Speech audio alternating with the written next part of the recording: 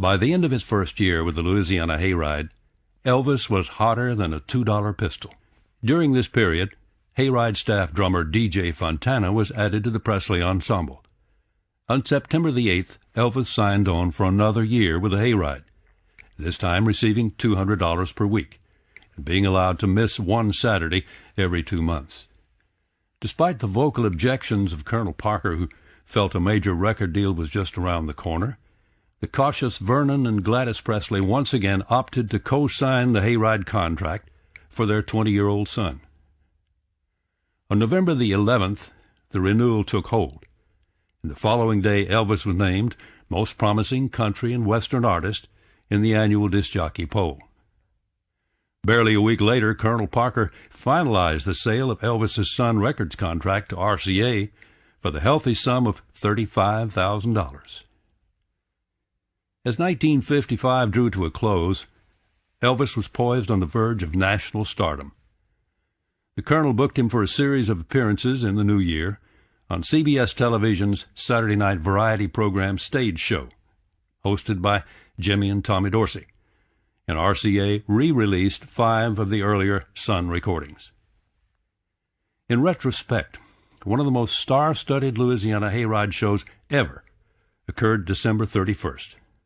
Elvis topped the bill for the New Year's Eve program that included Johnny Horton, David Houston, George Jones, and special guest Johnny Cash and the Tennessee Two.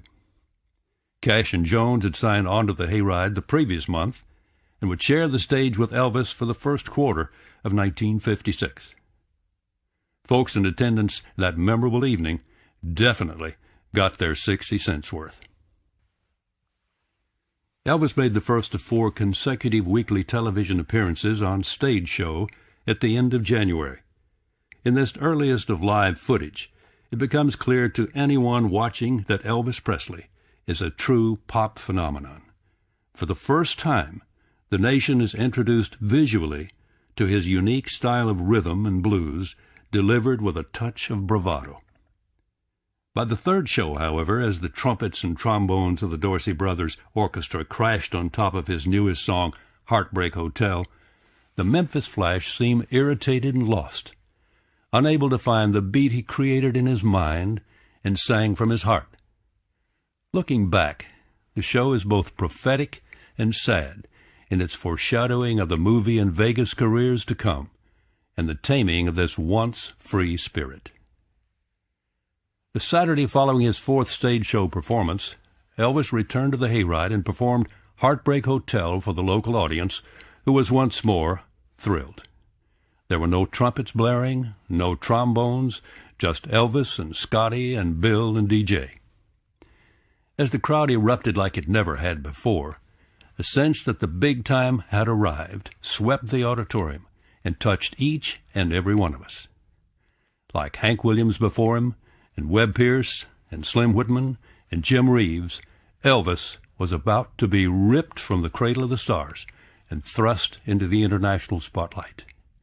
We would look ahead to George Jones or Johnny Cash as the next Hayride star, but already we knew no one would ever be the next Elvis Presley. As the television and movie offers began to pour in, it became increasingly difficult for Elvis and company to return to Shreveport each Saturday night. Colonel Parker, by now in complete control of the Elvis Presley career, tried everything in his power to relieve Elvis of his Hayride obligation. At one point, the Colonel offered to buy into the show, and might just have pulled it off had it not come down to his demand of the final say in the decision-making process.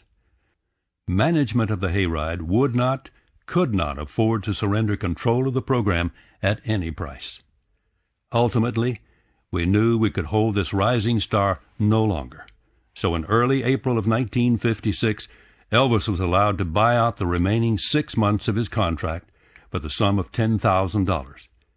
He had performed 3 Hayride dates in March, and his appearance on the 31st was allowed to be his last. Under the terms of his buyout agreement, however, it was stipulated Elvis would do one more Hayride show at a later date, with the proceeds to benefit the charity of his choice. Elvis really loved Shreveport, and put on one of his best shows ever that winter. It was held in the largest facility in the city, the Youth Building at the State Fairgrounds. Tickets were $2 in advance, $2.50 at the door. The proceeds went to benefit the YMCA camp just south of Shreveport and were used to build, among other things, a swimming pool. The date was December 15th, 1956. The yellow caddy limousine pulled in from Memphis at 5 a.m., and the weary Elvis checked into the Captain Shreve Hotel in downtown Shreveport. It was hard to imagine this was the place barely 2 years earlier he'd sat with Scotty and Bill and Sam Phillips and dreamed of leaving truck driving for a career in music. Now, Elvis found himself longing for a simpler life, for just a little peace and quiet. He opened the window of his room and shouted down a plea for quiet to the crowd already forming below, so he could get some much-needed sleep. Failing in their mission to keep the location of his hotel room secret, the police turned their attention to the upcoming concert. A plot was hatched to set up a fake Elvis to decoy the avid fans away from the real one. Patrolman Robert Katz had the same build and sleepy eyes, so he was awarded, or punished, depending on how you look at it, with the task of impersonating the king. Officer Katz was outfitted in Elvis attire, and a pink Cadillac was even brought in from a local car dealer to complete the ruse. At the appointed hour, the caddy took off with a police escort for the 5-mile journey to the state fairgrounds. When the motorcade pulled up to the entrance of the youth building, Katz and his entourage were mobbed, while the real Elvis slipped quietly in the back door, almost unnoticed. It had been just over 2 years since Elvis had first appeared on the stage of the Louisiana Hayride. The seating capacity of the youth building was right at 10,000, and every ticket had been sold. We'd tried to keep the fire marshal happy by setting up a fence in front of the stage and limiting the number of chairs on the floor of the Coliseum. But as soon as the doors were opened, the plan went out the window. A solid mass of teenagers grabbed at the chairs and dragged them as close to the stage as possible. The fire marshal threatened to cancel the event, and once again a plan was needed. It happened that evening that several iron lung patients from a nearby hospital had been given special tickets to the event, so ultimately their gurneys were placed down front. This afforded them the best possible view of the show, gave us the necessary buffer zone, and reduced the number of teenagers on the floor to a more manageable level. I'd been with Elvis every Saturday night he'd performed on the Hayride, and knew how audiences had come to react to this young man. I was prepared for something bigger than that, but I wasn't prepared for that evening. When Elvis came on stage, thousands of Brownie reflex cameras went off simultaneously. Many of the photographs taken that night show me off to one side, and I looked terrified. I was. I'd never heard 10,000 teenagers screaming at the top of their lungs before. It was absolutely frightening. The screaming began when Elvis came out on stage, and it never let up for the entire time he performed.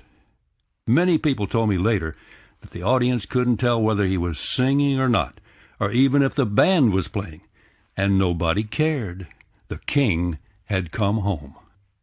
Recorded that evening among the multitude of screaming teenagers, the archives include I Was the One, a ballad Elvis was most proud of, and his personal favorite from his first RCA session.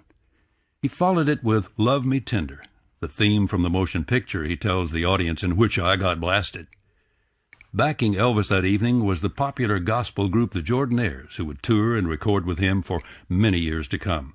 Perhaps the most potent stick of audio dynamite in the Louisiana Hayride archives is Elvis's encore performance of Hound Dog. Nowhere is it more evident the change he has undergone in the span of 2 short years than this drawn-out, burlesque rendition of his popular hit. Record and movie executives looked on from the wings and were dumbfounded. They had been forewarned, but comparisons to a young Frank Sinatra would no longer paint the picture of the power Elvis had, and the frenzy his presence would evoke. This was something new, something entirely different. The world was at last ready for Elvis Presley.